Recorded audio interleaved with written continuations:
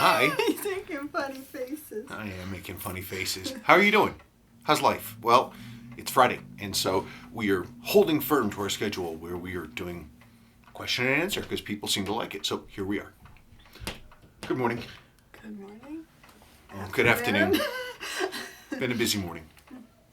Yeah, there's no school today for some unknown reason, so I'm dealing with fighting, even though I really wish I was watching Daredevil instead of stopping them from fighting. Okay. All they do is fight. All they do is fight. Okay. I thought this was an interesting question. Okay. From Wing Yip. Do you do any watch Easter egg hunting? These days I find myself looking to see what's on the wrist of characters in both new and old movies. Most recently, I rewatched The Deep with Nick Nolte, Jacqueline Bisset, and Robert Shaw. I suppose it was no surprise to see a Rolex submariner on Nick Nolte. Is that how you pronounce his name? I think so. Okay. But I was pleasantly surprised to see Robert Shaw wearing a 1762 MAS. Do you find yourself doing this? And if you do, any favorite movies or TV shows that have a watch or two that you enjoyed seeing in the film or show? Have a great weekend. I don't really tend to watch a whole lot of movies anymore, so that's kind of my problem. And Sabrina, you tend to watch more modern movies, though she does like classic movies, it's true. I find myself, I can't think of any examples, but I find myself always being like, what's that person wearing? And if it's interesting, I'll rewind it and pause it and be like, look! I think the last movie that I watched and was looking at the watch really carefully was All the President's Men. Mm-hmm. Because Robert Redford, of course, wears a Rolex Red 1680 in that. I don't know. I mean, there's the Aliens movies and things like that. And the Bond watches. And the Bond watches. I don't watch movies like I used to. I'm sorry. But if I do watch movies, then yes, absolutely I will. I will take mental note now when I'm watching something if someone's wearing a watch. Yeah, because there are a lot of them. Apparently, a lot of movies in the 80s, way more than I thought, have like Seikos in them. Because Seiko was working to get like 6309s into all kinds of crazy movies. There you go. Sorry. Oh, I thought it was an interesting question. It is an interesting. You do it more than me. What? Look for watches. Yeah, I tend to, in the past, before I thought about watches, when I'd see a guy, the first thing I'd look for was a wedding ring to see what their deal is.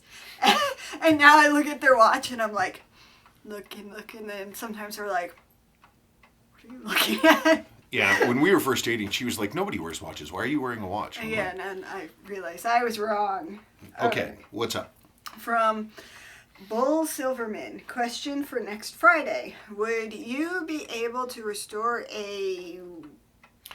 Danish Seiko shot, okay. 6220 7010 with a 3-hand 17 jewels, 620 meter movement. I understand the timeline for accepting new work, but want to know if this is something you would ever undertake before I went down the road of trying to get it on your schedule one day. Oh, sure. I mean, it's just a 6200 hand winder. I mean, there's nothing special about them. I don't even know how many of them I have here. I must have... Oh, in my 6200 parts drawers, 6600 parts drawers alone. This is my little kitty, Fanny. I must have 10 of them. And in my actual watch projects drawers, I've got a lot more. I've never serviced one. I haven't serviced one recently, but not for any other reason than nobody sent one in. And if I serviced it, therefore, it would be for myself. And it's just nothing that I would wear that I run across. And I just haven't thought of it. They're great movements, though. They've got multiple diaphic settings in them. But they're just a straight 3-hander. Sure, there's nothing. No shocking events happen underneath the hood of one of those. Hi, Feeny. It's the first time he's been in a video.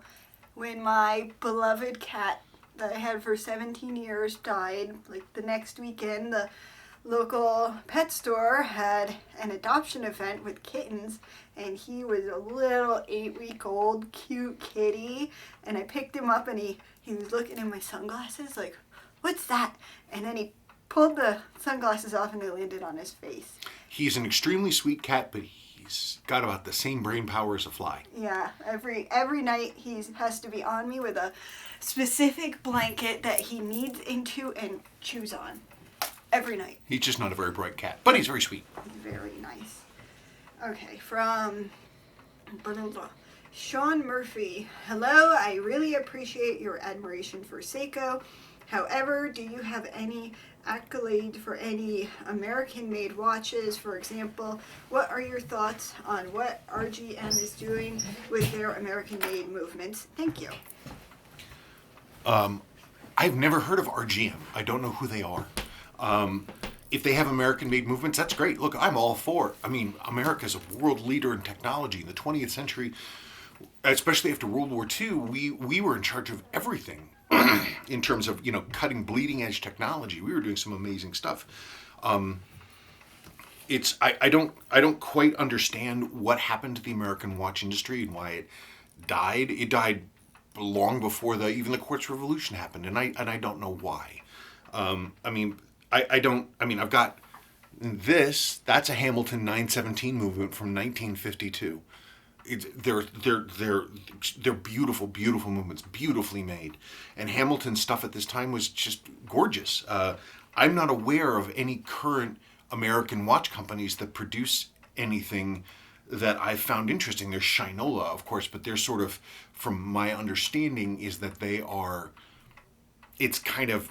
not really an American company, and it's kind of more branding than it is reality. But I don't know who RGM is. I guess if you have suggestions, send me links and I'll look at them, but I haven't seen anything. I'm mostly a vintage guy anyway. From David Sonbolian. Hi, Spencer. Exposing the watch lume to light does too much light shorten the lume life. Should I keep my watches in the dark when I am not using them? If you want to keep your watches in the dark, you might keep some of your dial elements from fading, but there's no limited lifespan for lume. I mean, modern lume these days isn't even radioactive, and That's good. Yeah, no, they stopped all that stuff. It's aluminum promethy or something or other. I read about it, but it's not even radioactive. It's luminescent. But it's not. The only life decreaser for lume, especially old lume like tritium and radium and stuff like that, is literally the half-life of the radioactive material. That's the end of it. But modern lume, don't have to worry about it. Okay, so now we're going to about the Vietnam watch. This is just a comment from Mortimer Latin Jones. I think you're a romantic. Great video as always. It's true. He's the romantic soul. I'm very practical. I'm a dreamer. I have my head in the clouds. I've never been buckled down. I've never been hardcore. I've never been firm about the numbers. I've always been woolly-headed and skylarking and looking out the window, and that's just the way that it is. And it's, it's one of the, I think it's one of my better characteristics. Mm-hmm.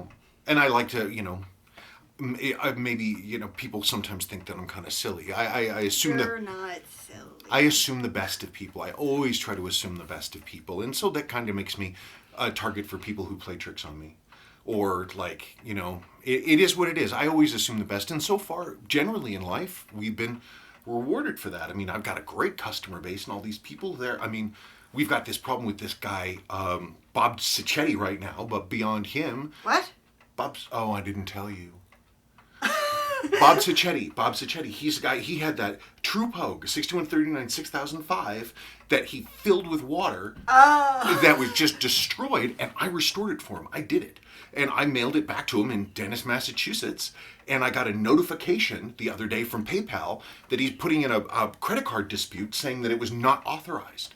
He's trying to steal $800 from us. I did not know that. Oh, I hadn't told you. It just happened. But I gave all the information to PayPal. I contacted them immediately. That shows the entire email chain that he authorized everything, his invoice, and all that stuff. PayPal's fighting for us. But think about the hundreds and hundreds of customers that we've had. Yes. That have never done anything like that. Vast majority of everyone is very nice. Right, and so you have one jerk out of all the wonderful people that I work with, and it's generally people will reward our... Nothing. Generally people reward our good faith. Yeah. And so that sort of keeps my idea going that generally if you deal nicely with people, people will deal nicely and honestly with you. Somebody like this Sacchetti guy, I mean, what are you going to do? Honey, See, she's Italian. No, I'm not. She's Italian, and she's just got this ferocious hair trigger temper. And unfortunately, I'm a Yankee, and so it's just like we don't have emotions. We're just everything is just calm and quiet. But she grew up where people were just like screaming, dragging, knockdown fights. Not like punching fights. I know, but screaming at the top of your lungs. I don't know. It's just I don't do that. what they do is they have like a lunatic. No, they have blow-ups. They have a problem. They have a big freaking blow-up, and then it's over. My family, my extended family, we have problems, and it's an issue for decades, and no one ever talks about it.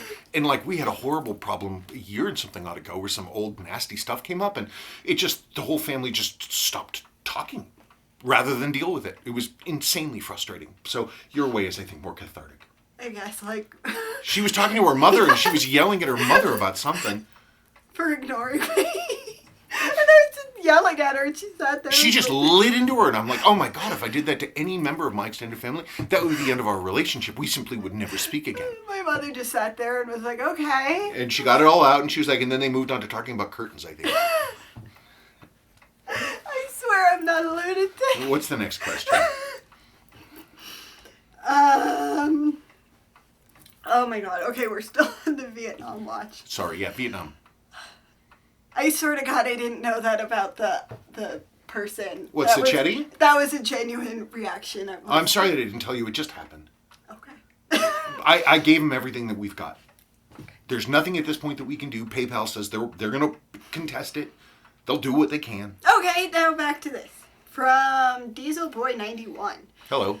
Were these watches pretty durable under combat conditions? It's pretty crazy to think how common military watches nowadays are the bulletproof G-Shocks, while the military watches back in Vietnam were practically mechanical dress watches. Yeah, and no, they literally were mechanical dress watches. And I mean, that service watch that I showed you, they were the specs for it, the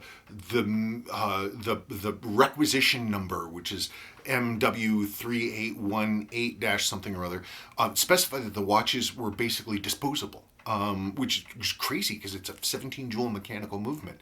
But yeah, the Seiko, I just restored one of these Vietnam watches, a 6119-8100. I just restored it, and it belonged to the son of the man who wore it in country in Vietnam.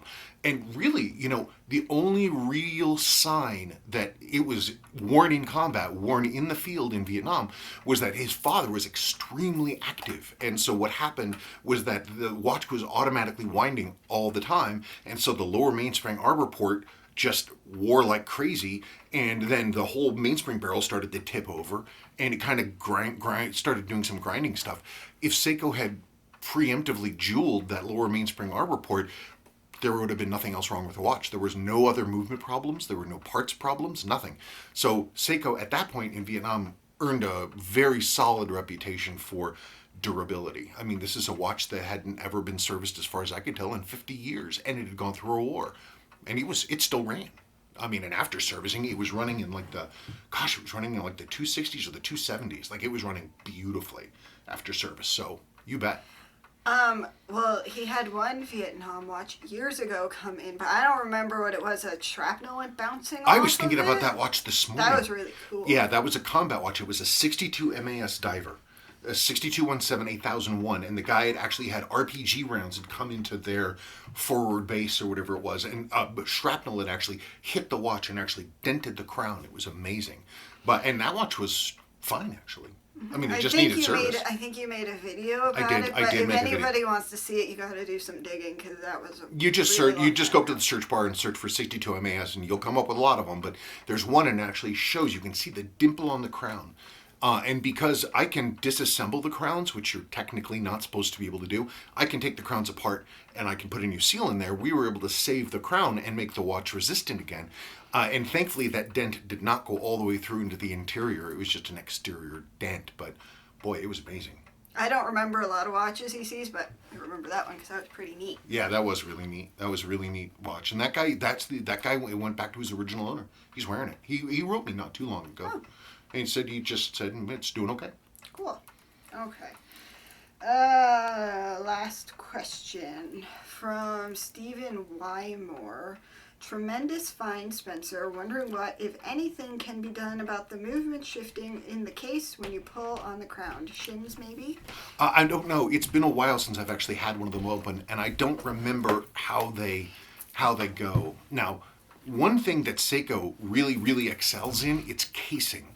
When they case their movements, they do a great job, especially in the post like 68, 69 era. The way they case their movements is really solid, and they just don't move at all. And Seiko, for a one-piece case like this, where the dial, the movement comes out of the front, they have this great system with basically a turning, locking ring that you can turn, and it locks the movement into place.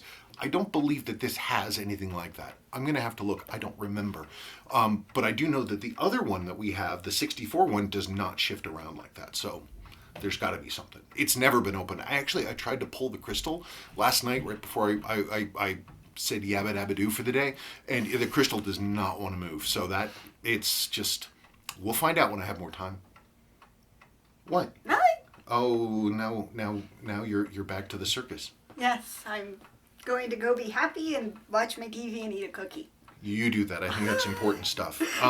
I also have today, if everything goes well, I'm going to have yesterday's watch review today, though it's really a today's watch review today. I got a Glycine Airman in trade, and I thought I'd open it up and have you guys look at it and see what you think about it and see what I think about it, and that's it. Other than that, it's Happy Friday.